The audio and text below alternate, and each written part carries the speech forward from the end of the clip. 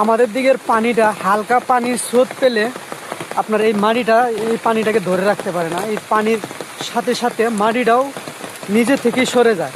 এই দেখেন তার অবস্থা, যদি আমি দেখাই, এই দেখেন এই হালকা পানি আসলে মনে করেন যে এই যে আপনার মাটি শহর একদম নদীতে কাটিয়ে নিয়ে যায়।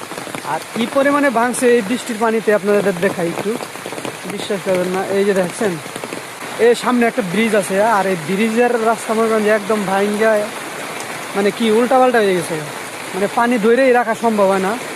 আর রাস্তাটা কাইটটা যেভাবে রাখছিল ঠিক থাকে নাই, মানে আর উঁচা সাইড আরও উঁচু করার দরকার ছিল, কিন্তু উঁচু হয় নাই, নিচু হয়েছে হালকা পাতলা, তাই বৃষ্টির কারণে সব জড়িয়ে পড়ছে নদীতে, বুঝছেন।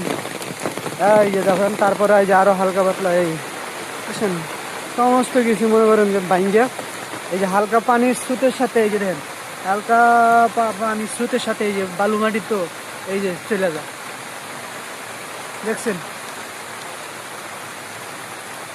হালকা পানির সাথে চলে যায় এগুলা।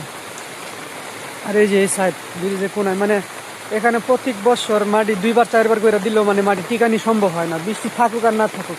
মনে করেন মোটর সাইকেল অথবা সাইকেল বা বিভিন্ন গাড়ি চলাচল করলে ওইটার ঘষায় মনে করেন যে মাটি সরে যায়, ঠিক আছে, মাটি টিকানো অসম্ভব হয়। তাই সাইডে যতদিন পর্যন্ত ব্লক করানো হবে, সাদা ব্লক না দেওয়া হবে, ততদিন পর্যন্ত এই জায়গার মাটি টিকানো সম্ভব না। ততক্ষণ পর্যন্ত এই দেখেন এইভাবেই ভাঙতেই থাকবে, আর মাটি টিকানো সম্ভবই হবে না তখন কারো। এই দেখেন অবস্থা, এই দেখছেন এইদিকে তাও মাটিটা শক্ত আছে, তারপরে দেখেন এই যে বৃষ্টির স্রোতে বইলা পড়ছে, ওই যে দেখেন ওই জায়গায় মাটি টান হয়ে গেছে, ঠিক আছে, উঁচু হয়ে গেছে। এই যে এখান থেকে মাটিটা যাওয়ার পর ওই দেখেন পানির স্রোতটা যায়। আর এই যে এই জায়গার মাটি আপনার এই যে দেখেন এই যে এখানকারটা বাইঙ্গা যাইতে তারপর আপনার মনে করেন যে এই যে দেখছেন কি হয়েছে, এই যে দেখেন বালুটা পুরাটা বালু মনে করেন যে এখান থেকে গেছে মাটিটা, ঠিক আছে। তা এই অবস্থায় চলতেছে আর কি।